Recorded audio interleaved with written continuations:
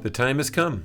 I just purchased my first Dolby Atmos and DTS:X receiver, the Denon AVR S740H.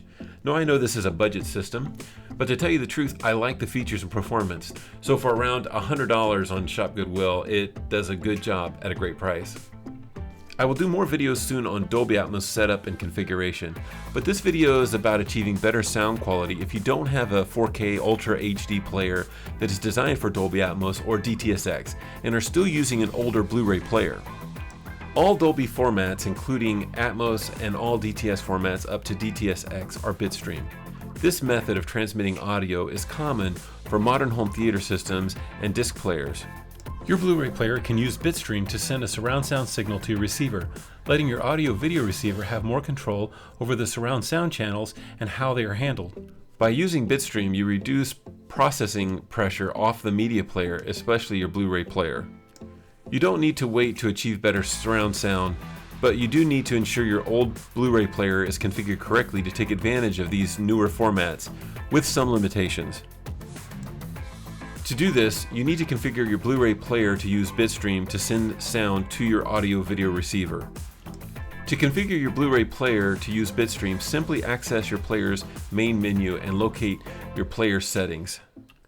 Navigate to the audio settings, and under the menu, you will need to locate the digital audio output menu. You'll see here in my menu, Dolby and DTS are set to bitstream and not PCM.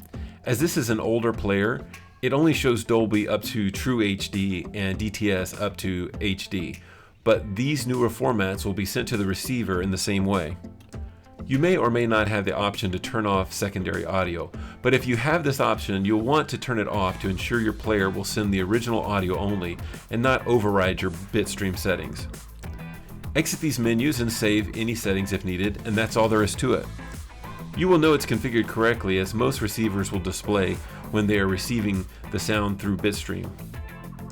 You can also check your audio settings in your Blu-ray Movies menu setup if you're not sure what format the movie is being played in.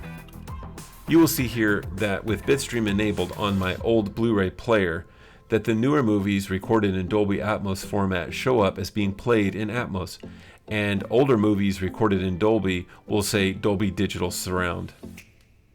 As newer 4K Ultra HD players start to come down in price, you can move up with no need to change anything. This one change will let you enjoy Atmos and DTS:X movies using your old Blu-ray player.